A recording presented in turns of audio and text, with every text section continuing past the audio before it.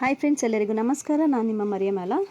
ಬನ್ನಿ ಫ್ರೆಂಡ್ಸ್, ಇವತ್ತಿನ ದಿನ ನಾವು ಏನು ತಿಳ್ಕೊಳ್ಳೋಣ ಅಂತಂದರೆ ಬೇಳೆ ತಿಳಿ ಸಾಂಬಾರು ಯಾವ ರೀತಿ ಮಾಡೋದಂತೇಳಿ ನೋಡೋಣ.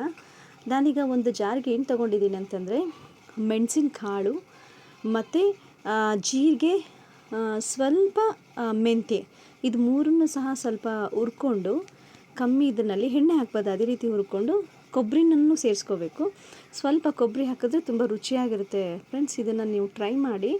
ಈ ಒಂದು ವಿಧಾನ ನಿಮಗೆ ಇಷ್ಟ ಆಗುತ್ತೆ ಅಂತೇಳಿ ನಾನು ತಿಳ್ಕೊಂಡಿದ್ದೀನಿ.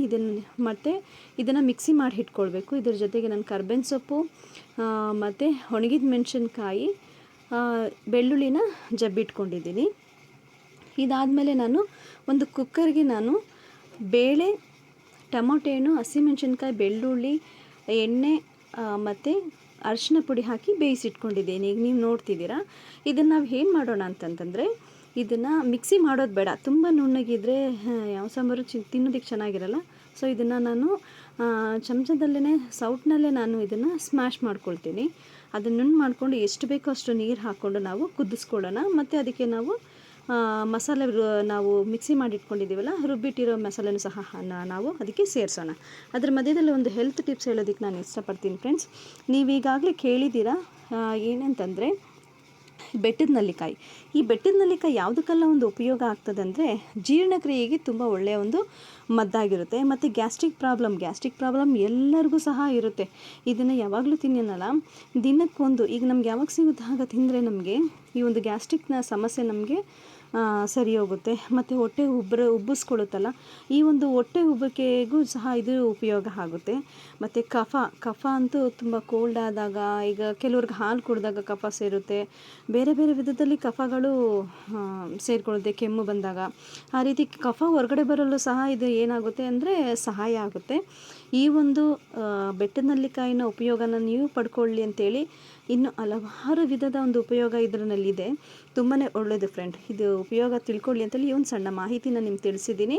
ಈಗಾಗಲೇ ನಾನು ಕುದಿಸ್ಕೊಳ್ತಾ ಇದ್ದೀನಿ. ಒಂದು ಪಕ್ಕದಲ್ಲಿ ಒಂದು ಸಣ್ಣದಾದ ಒಂದು ಬಾಣಲಿಗೆ ಎಣ್ಣೆ ಹಾಕಿ ಅದನ್ನು ಸಾಸಿವೆ ಸಿಡಿಸ್ಕೊತಿದ್ದೀನಿ. ಈ ಸಾಸಿವೆ ಫುಲ್ ಸಿಡ್ದಾದ್ಮೇಲೆ ನಾವು ಮುಂದಿನ ಕಾರ್ಯ ಮಾಡಬೇಕು. ಏನಕ್ಕೆ ಅಂತಂದರೆ ಅದು ಹಾಗಾಗಿ ಒಂಥರ ಹಸಿ ಸ್ಮೆಲ್ ಇರುತ್ತೆ. ಹಸಿ ಸ್ಮೆಲ್ ಇರಬಾರ್ದು ಫ್ರೆಂಡ್ಸ್.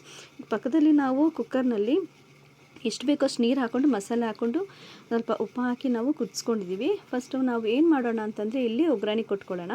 ಸಾಸಿವೆ ಸಿಡ್ದಾಗಿದೆ. ನಾನು ಬೆಳ್ಳುಳ್ಳಿನ ಹಾಕೋತಾ ಇದ್ದೀನಿ. ಬೆಳ್ಳುಳ್ಳಿ ಹಾಕಿ ಅದು ಸ್ವಲ್ಪ ಫ್ರೈ ಮಾಡಬೇಕು. ಸ್ವಲ್ಪ ಬ್ರೌನ್ ಆಗೋ ತನಕ ಅದನ್ನು ನಾವು ಫ್ರೈ ಮಾಡೋಣ. ತುಂಬ ಸೀದೋಗಬಾರ್ದು. ಲೋ ಫ್ಲೇಮಲ್ಲೇ ಇಟ್ಟು ನಾವು ಇದನ್ನು ಫ್ರೈ ಮಾಡಬೇಕು. ತುಂಬ ಸೀದೋದ್ರೆ ಅದೊಂಥರ ಬೇರೆ ಸ್ಮೆಲ್ ಬರುತ್ತೆ ಫ್ರೆಂಡ್ಸ್.